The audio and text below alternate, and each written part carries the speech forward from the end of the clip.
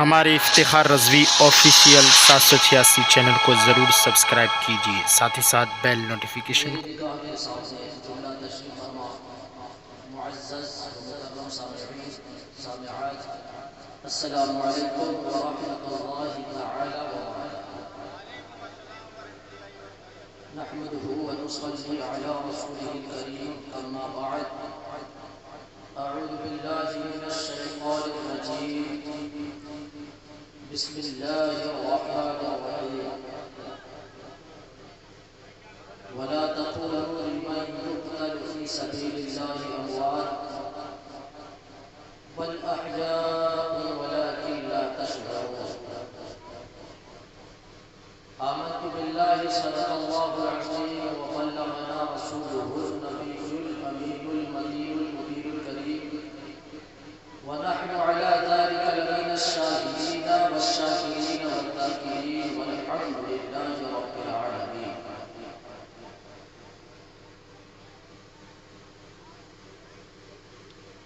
آئیے کچھ عرض و معروض سے قبل انتہائی عقیدت و محبت کے ساتھ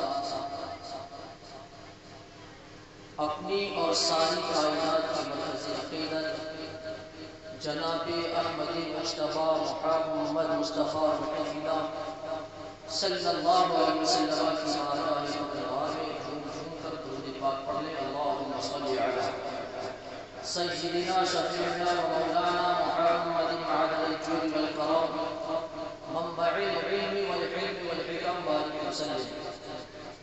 آواز بڑھا کے گونج کر دیں، آواز بڑھا کے گونج یہ ریپیٹ بہت زیادہ ہو رہا ہے، بہت زیادہ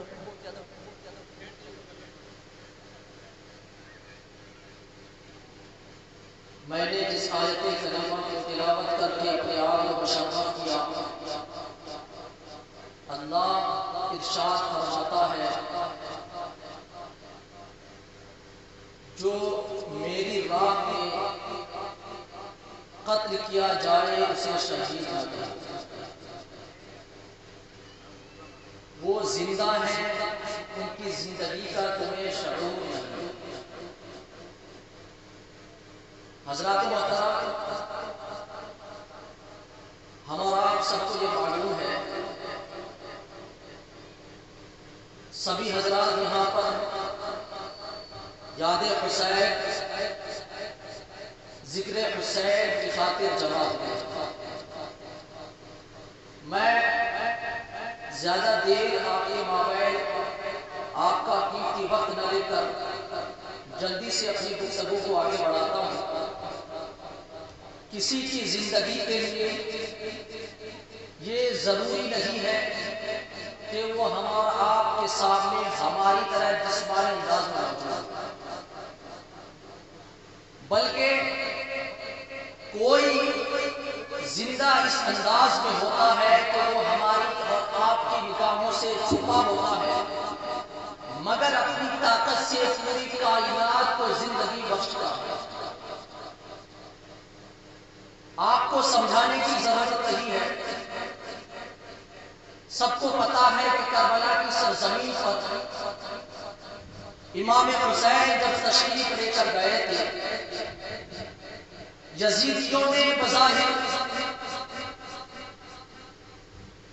حسین رضی اللہ تعالی عنہ کے رفقا کو، آپ کے جانثاروں کو شہید تو کر دیا تھا، مگر دنیا آج بھی جانتی ہے جس یزید نے بظاہر جنگ جیتی تھی،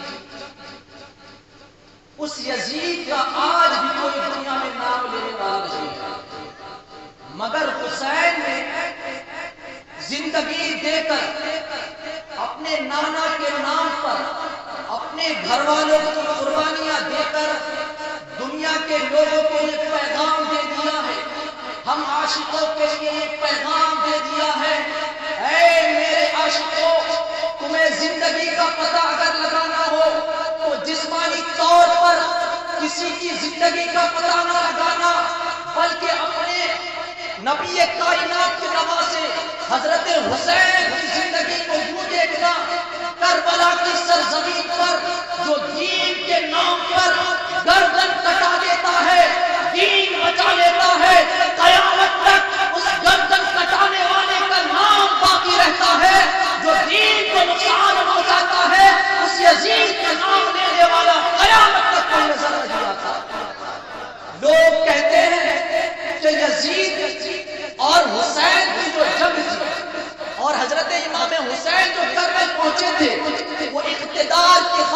پہنچے تھے. میں آپ کو بتانا چاہتا ہوں حسین کے نانا کی تعریف ہم نے سن رکھی ہے. حسین کے نانا وہ ہیں جنہوں نے سورج کو دوبارہ پلٹایا تھا. حسین کے نانا وہ ہیں جنہوں نے چاند کو دو ٹکڑوں میں بانٹا تھا. حسین کے نانا وہ ہیں جنہوں نے کنکریوں کو کلمہ پڑھوایا تھا. حسین کے نانا وہ ہیں جنہوں نے درخت کو اپنے دربار میں بنوایا تھا. حسین کے نانا وہ ہیں جو کائنات کے سردار ہیں. حسین کے نانا وہ ہیں جو جنت کے مالک ہیں. حسین کے نانا وہ ہیں ساری کائنات کے آقا ہے.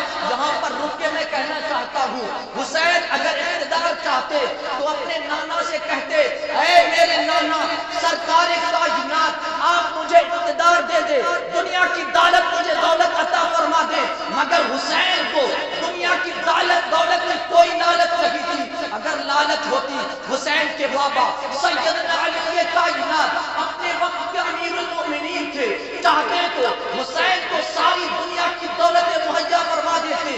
مگر حسین کو تو دنیا کی لالچ نہیں تھی. حسین کو تو دین بچانا تھا. اگر دین نہ بچانا ہوتا حسین اپنے ساتھ چھوٹے بچوں کو ساتھ لے جاتے. حسین کو اگر اقتدار حاصل کرنا تھا جوان بیٹے کی میت کیوں دیکھتے. حسین کو اگر دین نہ بچانا تھا اقتدار حاصل کرنا تھا اپنے ساتھ جوان لڑکوں کو کیوں لے جاتے. ہمیں مثال ملتا ہے کربلا کی سرزمین سے. حسین اقتدار کی جنگ کے لیے کبھی نہیں گئے بلکہ حسین نے تو کربلا میں جا کر یہ بتایا اے دنیا والو. جہاں پر رکا میں آپ کو ایک اور واقعہ سناؤں جس سے پتہ لگے گا حسین کے نانا کیا ہے. حضرت علی مرتضیٰ سیدنا علی مرتضیٰ اور حاتم طائی کے چاہنے والے کچھ لوگ کوفہ کے اندر بیٹھے ہوئے تھے. حضرت علی نے فرمایا اے کوفہ کے اندر بیٹھے ہوئے لوگوں, اے گاؤں کے لوگ بیٹھے ہوئے لوگوں, ذرا خاموش نہ بیٹھو. تم کچھ سناؤ میں سنتا ہوں, میں کچھ سناتا ہوں تم سنو.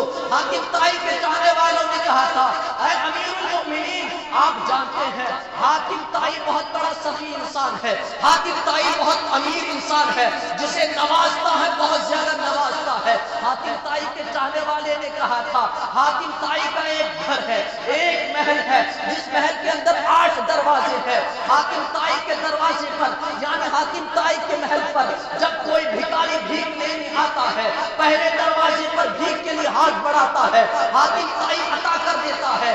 دوسرے دروازے پر وہی بھکاری آتا ہے, حاتم طائی منع نہیں کرتا, دوسرے دروازے پر بھی دے دیتا ہے. تیسرے دروازے پر وہی بھکاری آتا, حاتم طائی منع نہیں کرتا, پھر دے دیتا ہے. چوتھے دروازے پر آتا ہے, منع نہیں کرتا, پھر دے دیتا ہے. 5ویں دروازے پر آتا ہے, 6ٹھے دروازے پر آتا ہے, 7ویں اور 8ویں دروازے پر آتا ہے. حاتم طائی منع نہیں کرتا ہے, حاتم طائی ہر دروازے پر عطا کر دیتا ہے. حضرت علی نے فرمایا کہنا کیا چاہتے ہو.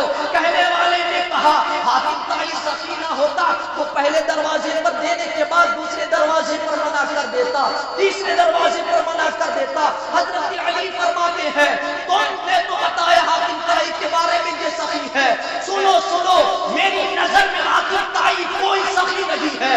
اگر سخی ہوتا دوسرے دروازے پر بھکاری کو آنے کی ضرورت نہیں تھی. دوسرے دروازے پر, تیسرے دروازے پر حاتم طائی کو آنے کی ضرورت نہیں تھی. حضرت علی فرماتے ہیں سخی تو میرے نبی ہے, سخی تو ہمارے آقا ہے. اسی آقا, اس آقا کی سخاوت کو بریلی کے امام کی زبانی سنتے ہیں. بریلی کے امام کہتے ہیں میرے کریم سے قطرہ کسی نے مانگا, دریا بہا دیے ہیں, گربے بہا دیے ہیں. نعرے تکبیر, نعرے رسالت, تصدیق علی حضرت, ذکر شہید اعظم. اگر حسین اقتدار کے لیے کربلا جاتے, حسین اگر اقتدار کے لیے کربلا جاتے تو دین ہمیں آج میسر نہیں آتا. جس طریقے پر ہمیں دین ملا ہے یہ دین ہمیں نہیں ملتا, اور اقتدار کی ضرورت ہوتی تو نبی سے مانگ لیتے, حضرت علی سے مانگ لیتے. جہاں پر ہمیں مزاج ملا حسین, جو لوگ کہتے ہیں حسین کربل گئے اقتدار کے لیے, وہ یزیدی ہے, یزیدی کہتے اقتدار کے لیے گئے تھے. یہاں پر میں ذکر حسین کے لیے آئے ہیں. مجھے بہت جلدی اپنی گفتگو کو سمیٹنا ہے. بہت تیزی کے ساتھ 4-5 منٹ کے اندر اپنی گفتگو ختم کرتا ہوں. آپ سماعت فرمائیں. دنیا کے لوگ آج ہر جگہ پر، ہر کونے کونے پر امام حسین کی یاد تازہ کرتے ہیں. ہم سب ہر سال ذکر حسین کرتے ہیں، مگر ہمارے اندر سدھار کچھ نہیں ہے. ہمارے اندر کوئی سدھار ہی نہیں ہے. ہماری کوئی اصلاح نہیں ہوتی. حسین حسین کر زندگی ہم گزار لیتے ہیں، جلد سے جلوس ختم کر لیتے ہیں. میں کہنا چاہتا ہوں حسین کی زندگی کو پڑھو، فاطمہ کی تربیت کو پڑھو، حضرت زینب کے پردے کو پڑھو. میں آپ کو کیا بتاؤں، حسین حسین جو کر کے گلیوں کو سجا کر اپنی زندگیوں کو شراب خانوں میں، اپنی زندگیوں کو زنا کے اڈوں پر، اپنی زندگیوں کو چغل خوری میں، اپنی زندگی کو گناہوں کے اڈوں پر برباد کر دیتے ہیں. انہیں میں پیغام دینا چاہتا ہوں، آپ اپنے بچوں کو تربیت کر کے حسین کو نہیں بنا سکتے، کیونکہ حسین دنیا میں ایک بار آتا ہے، دوبارہ حسین نہیں آتا. آپ اپنے بچوں کو سمجھائے، بچوں خالی نعرے بازی سے حسینیت حاصل نہیں ہوگی. آپ اپنے بچے کی تربیت کر کے گناہوں سے بچا کر، چغل خوری سے بچا کر، زنا کے اڈوں کو آباد کرنے سے بچا کر، اپنے بچوں کو شراب نوشی سے بچا کر، بری نظروں پر ڈالنے سے بچا کر، اپنے بچوں کو دنیا کے خرافات سے بچا کر، آپ اپنے بیٹے کو حسین کو نہیں بنا سکتے. مگر مزاج نے کب جانا، کربل میں حسین نے بتایا تھا. اے میرے نانا کے کلمہ پڑھنے والوں، ذرا توجہ سے سننا. حسین کربل میں آ کر یہ بتایا تھا، کنبے کا مطلب طاقت نہیں، کنبے کا مطلب دین بچانا ہوتا ہے. آج اگر ہم نے اپنے بچوں کو گناہوں سے بچا لیا، یقیناً میں کہتا ہوں ہمارا بیٹا حسین تو نہیں ہوگا مگر غلام حسین ضرور ہو جائے گا. اس لیے پیغام دے کر جاؤ کہ الٹے سیدھے نعرے بازی سے ہمارا کچھ سدھرنے والا نہیں ہے، ہماری کچھ اصلاح ہونے والی نہیں ہے. اس لیے بچوں کو محرم آنے سے پہلے سمجھاؤ، الٹے سیدھے کاموں سے بچو، گناہوں سے بچو، گناہوں کے اڈوں کو آباد کرنے سے بچو. یہ ہم سب کی ذمہ داری ہے.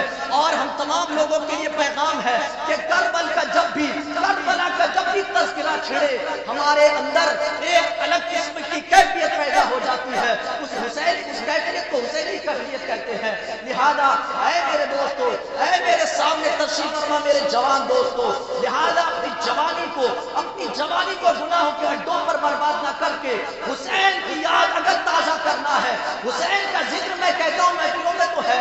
ہر گناہ سے بچنے کا نام حسینیت ہے، گناہوں کے اڈوں کو یاد مارنے کا نام حسینیت ہے، اپنی زندگی کو دین پر ڈھالنے کا نام حسینیت ہے، زندگی کو دنیا دار بنانے کا نام یزیدیت ہے. حضرات محترم، میں نے جس آیت کریمہ کو تلاوت کر کے اپنے آپ کو مشرف کیا تھا، اللہ ارشاد فرماتا ہے وَلَا تَقُولُوا لِمَن يُقْتَلُ فِي سَبِيلِ اللَّهِ أَمْوَاتٌ، جو اللہ کی راہ میں مارے جائے وہ مردے نہیں ہوتے ہیں. اللہ انہیں زندگی دیتا ہے، ان کی زندگی کا ہمیں شعور نہیں ہے، وقت نہیں ہے، اور ہمارے اور آپ کے لیے مناسب نہیں ہے. باہر سے آئے ہوئے مہمان ہمیں آپ کو سنائیں گے انشاءاللہ. ان کی تقاریر نعت خوانی سے تمام لوگ سامعین حاضرین محظوظ ہو گئے. میں اپنی گفتگو کو یہیں سے ختم کرتا ہوں. استغفر اللہ ربی من کل ذنب واتوب الیہ وما توفیقی الا باللہ. السلام علیکم.